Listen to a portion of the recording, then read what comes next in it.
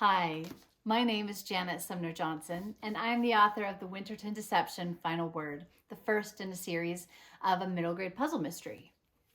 This book is about Hope and Gordon, who are twins, who grew up without a dad, but they always wanted to know who he was, where they came from, and what he was like.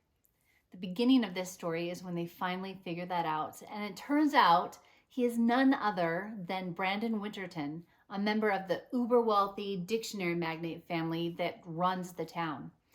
Well, Gordon's really excited to know who his family is and wants to meet them and get to know them and do all the things.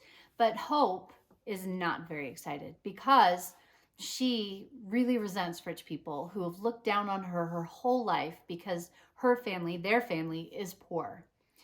Well, Gordon is so excited to meet them that he goes behind their back and signs his family up for the Winterton Spelling Bee, which is the annual fundraiser that they hold. Because they need the money so much, Hope has no choice but to compete. And pretty soon, she and her mom and her brother are whisked off to Winterton Chalet to compete in the Winterton Family Spelling Bee, where they get to meet all of their cousins and their aunts and uncles, none of whom know who they are. So, in the midst of all of that, Jane Winterton, the recently deceased matriarch, has planted a bunch of clues to lead her family on a journey that she wants them to take, and they are caught up in this as well.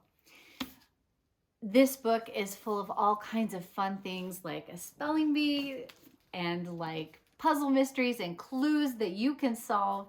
It has a spooky old mansion, it has secret passageways, and so many fun things that this book has inside of it. So let's jump right in and read that prologue, and I hope you enjoy it.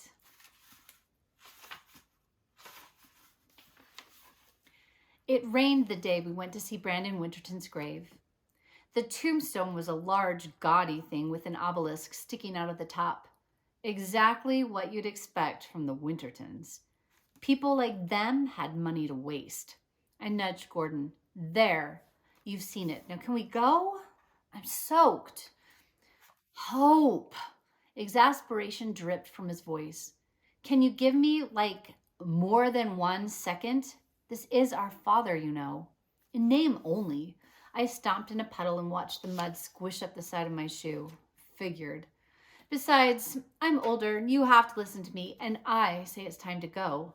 Gordon rolled his eyes. By 12 minutes? I still don't get why you hate him so much. He's been dead almost 13 years.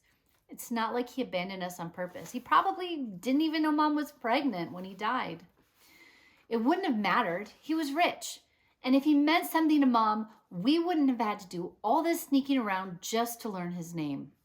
I yanked off my backpack and held it over my head, as if that would keep me dry. It didn't.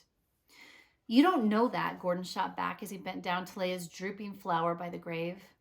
Really, it was a weed he'd pulled at the bus stop by school, but it was purple and pretty and way more than Brandon deserved from us. The rain roared in my ears and I shivered. Please, can we go? I haven't even read the quote. Here, I'll read it for you.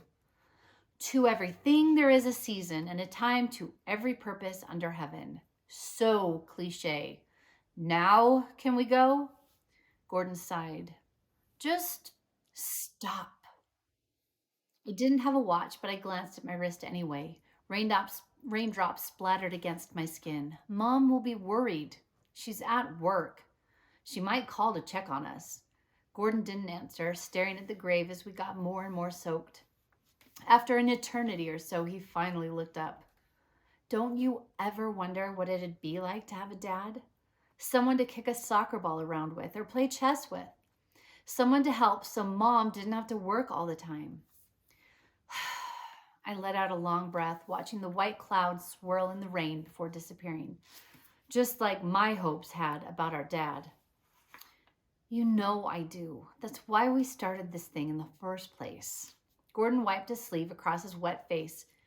Would he help us with homework? Would he know how to cook? Would he come to my soccer games? Or would he be the kind who's too busy at work? Would he tuck us in? Would I even still want him to? I hugged myself, trying to stay warm. I know you don't want to be here, Hope, but I do. Gordon's eyes shifted to me, but I couldn't keep his gaze. I did understand, more than he realized.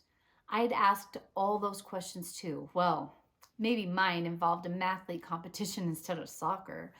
But even if Brandon were still alive, I'd lost all interest in meeting him the second I'd seen his last name. The Wintertons had more money than we could imagine. Their wealth was an abyss between us, a whole cavern of reasons to stay away. They'd never see us as anything but beggars. I refused to be seen that way. Besides, Brandon's death had probably saved us a boatload of hurt. No constant disappointments when he didn't show up to support us yet again. I'd seen that enough with my friends at Mayfield Middle, who'd spend whole competitions watching the crowd so distracted they'd miss half their questions. At least now, Brandon Winterton didn't have to disappoint us in person. He was just one big unknown who carried all our hopes to the grave with him. I shivered again. From the cold or my thoughts, I wasn't sure. Fine, I'll wait. Brandon would never give us anything. I could at least give Gordon some time. But I was totally claiming the last hot chocolate packet when we got home. I hope you enjoyed that, and I hope that you decide to read the rest of the Winterton Deception. Have a great day, and see you later.